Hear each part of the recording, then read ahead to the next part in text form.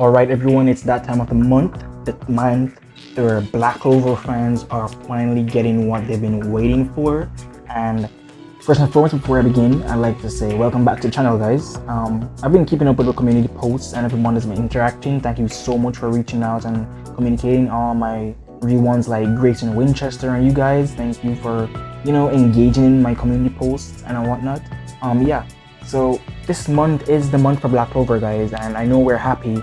We've been waiting 3 months prior to the recording of this video, 3 months for Black Clover to return, and is finally returning this month, late 2023, on the 25th of December. That's the perfect Christmas present anybody could ask for. Any Black Clover fan would want is just get the smallest amount of Black Clover content they want. And as I talk about smallest amount of Black Clover content, now it has been released that the current chapter that we'll be getting will be 28 pages. I know it sounds pretty bad having to wait 3 months for 28 pages, guys, but at the end of the day, it's still a chapter and it's still Black Clover content.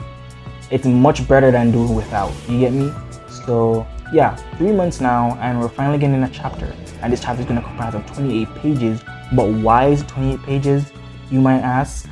It's because the volume that we had left on hasn't finished, and so these 28 pages are the one to close in the volume to transition into a new one. So upon this volume being completed with 28 page chapter coming out, we're gonna get a new volume in January, or I believe January if I'm not mistaken, and that's where we're gonna probably potentially go monthly from there on out and receiving 40 to 50 page chapters per month.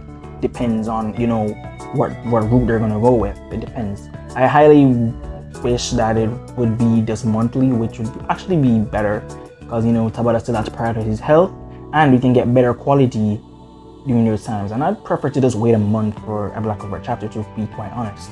So yeah, that's the good news, and that's what we're going to be eating for December. We have some good things coming December for Black Clover fans, and as you know, just the other day the Black Clover mobile game just dropped, and so guys, go ahead, iOS, Android, go check it out, download, register, and grind and embrace the game that these fans have created for us, because they put a lot of effort in this Black Clover game. So now all the chit chat is gone. This video, what I was going to do is do a quick look at summary of the highlights of the hype moments of the Judgment Day arc, because on the 25th of December we'll be finishing the volume and we need to just catch up. We need to know of all the highlights that took place during that arc and what you should remember going into the next volume. So yeah, without further ado, the Judgment Day arc, guys. During this arc, we got a reintroduction of past characters through the paladinification plan that Lucius is using, whereas he uses his soul manipulation to basically alter the souls of past characters, that being Aesir Silva, the mother of Noelle Silva, Morgan Faust, the brother of Nock Faust.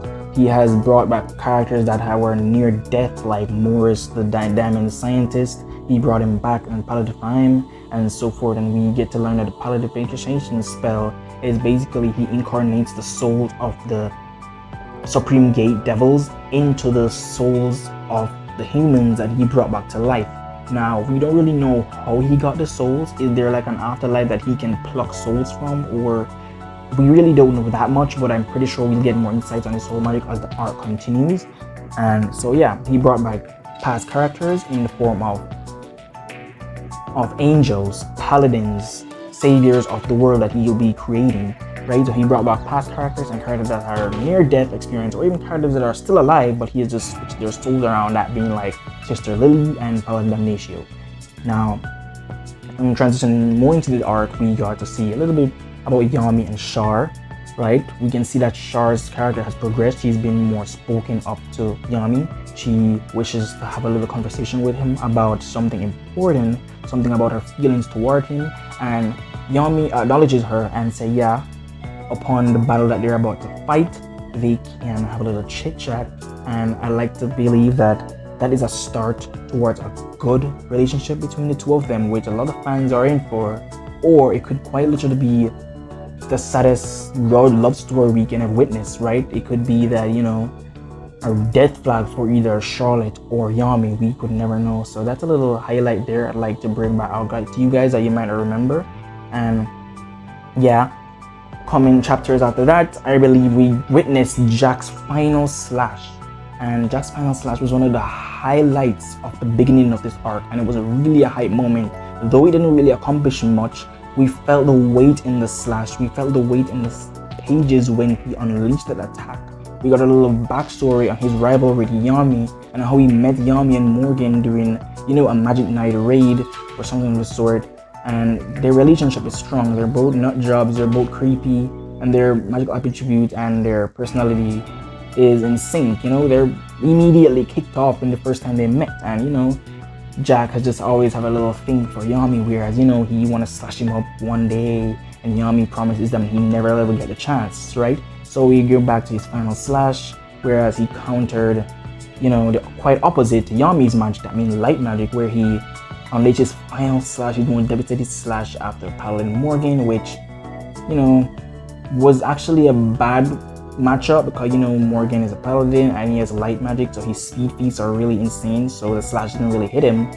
But we did see where it unleashed a big slash and literally left a mark on the earth itself. So that was a cool moment for Jack, and we like to believe that he's dead or going to die, but at the same time there's a possibility that he might come back as a Paladin or something else in the coming future. But I like to just think that's where Jack is right now. Yeah, and yeah, another cool moment we got this arc was Yuno's monozone. His monozone was something none of us was expecting, and a lot like to think that it was foreshadowed way back in the dungeon exploration arc where Yuno got Sylph, and maybe his innate magic being star magic synced with that Sylph spirit and his innate magic that he wasn't aware of, and created like this illusion to like stop time in its track. So we like to think that it was a foreshadowed spell. Foreshadowed or not, it was a pretty cool moment where he makes his star magic with his wind spirit magic to create Neverland, the largest monozone we've seen yet in the series, and it covered the whole Clover capital, right? Whereas it increases the strength of its allies and decreases the strength of his enemies, and basically stops the flow of time, leaving Lucius and his clones powerless in terms of time abilities. So that's a cool little thing we got from during the first part of the arc. And yeah, Mereoleona versus Morris, two most, well, I wouldn't want to say Morris is the most hacked out Paladin. We don't know for sure yet, because the Paladins and their second attributes have yet to be introduced fully. Like, we haven't seen Aesir's second attribute, but we've seen the likes of Morgan and Paladin Natio. But we got Morris versus Mereoleona, two of potentially the most strongest forces for each side, and that fight was a devastating fight. We get to see the conviction of the Crimson Lion Kings towards their leader, and we get to see how Mereoleona really does appreciate and takes full pride in her teammate's sacrifice, and that she promises to burn Morris to a crisp. And that's where we left off their fight, where we see Mereoleona unleash this brand new refined Kaleidos Brachia monozone spell in hopes to destroy Morris once and for all. And by the looks of it, guys, this might be a major death flag for Mereoleona, and the way to go out, to be honest, it'd be kind of sad to her losing to a villain that nobody had really much hype for anymore after the disappointments that we've gotten. But it'd be kind of a good way to go out with her character or introduce something else, who knows. But Mereoleona vs. Morris is one of the most key highlights in the Judgment Day arc so far. Paladin Aesir versus the Silvers was a very touchy reunion, but also devastating, for when she met up with the Silvers, she decimated them in quite a swift moment, right? Noelle didn't really stand a chance. Worse, the other siblings like Nebra and Solid, and they got demolished quite fast. She pitied them for their strength, and they felt really emotionally weakened because, it's their mother they're fighting, their mother that they held so dear to their heart, and she came back basically, tearing them apart. And it's a very sad sight to see, but a very touchy reunion, and we like to see that Aesir is back on screen. And with that, we see Noelle's reintroduction.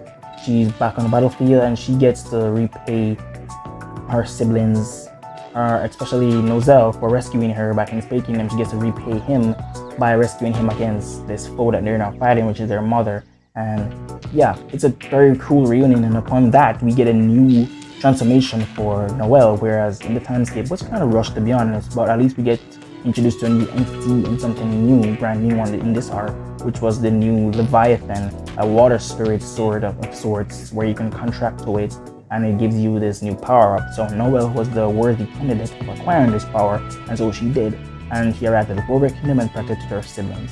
And that she got a new Valkyrie dress, a dragon dress, to be honest.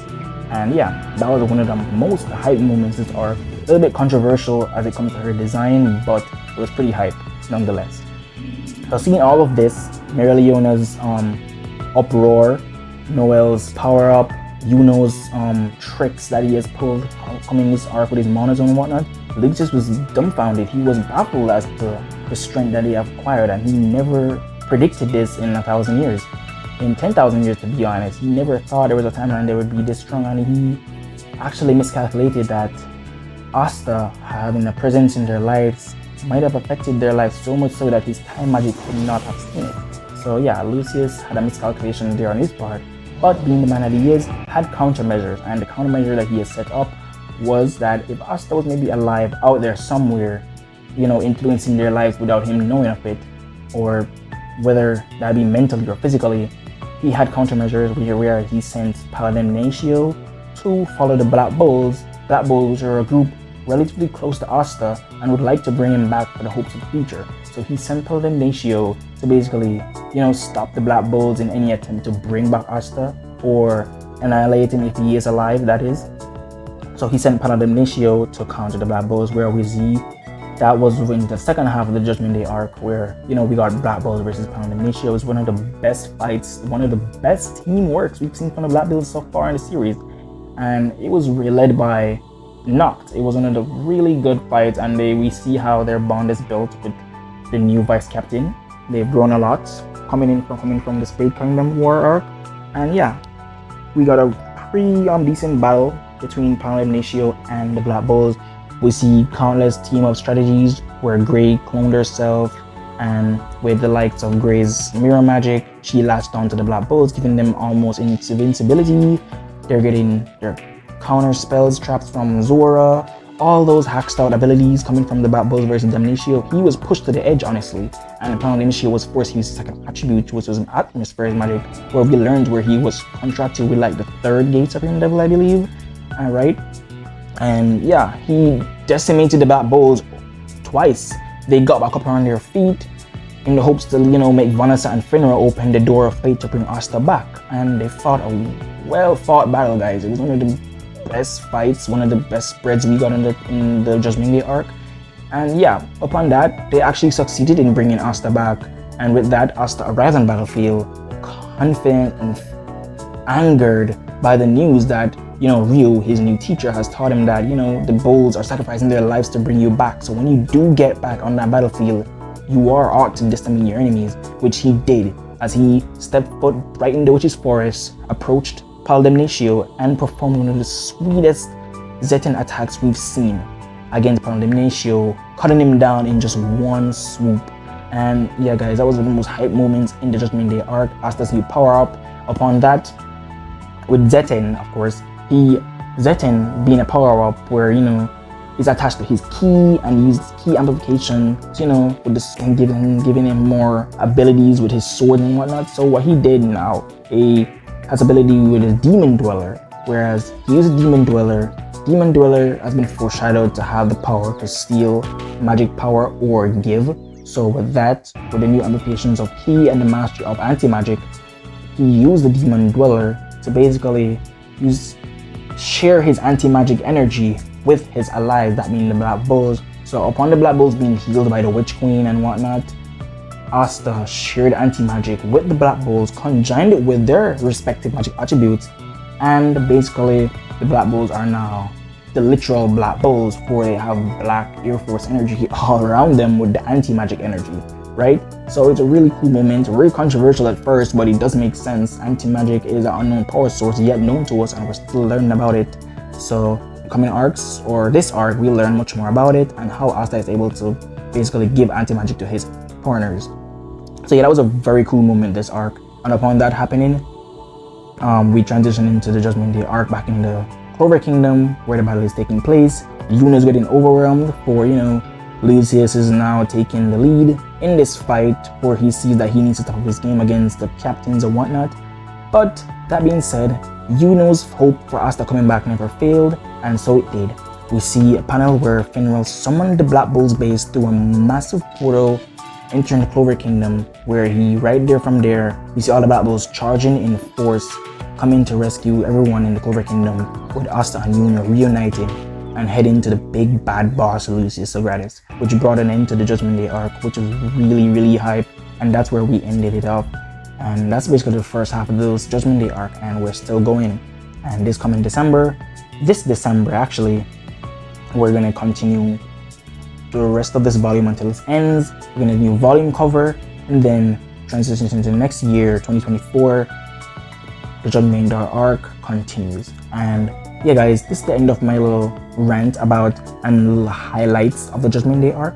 If you guys remember any hype moments or remember any key details you want to point out in the comment, do that, just that. Don't forget to subscribe, guys. This is one of the, I really appreciate all the effort and all the nice comments and engagement you guys have been giving me. My goal this year or next year is to actually reach 1,000 subscribers. So yeah, let's make that work, guys. And without further ado, look out for many other uploads coming weekends and so forth. Take care of yourselves. Goodbye.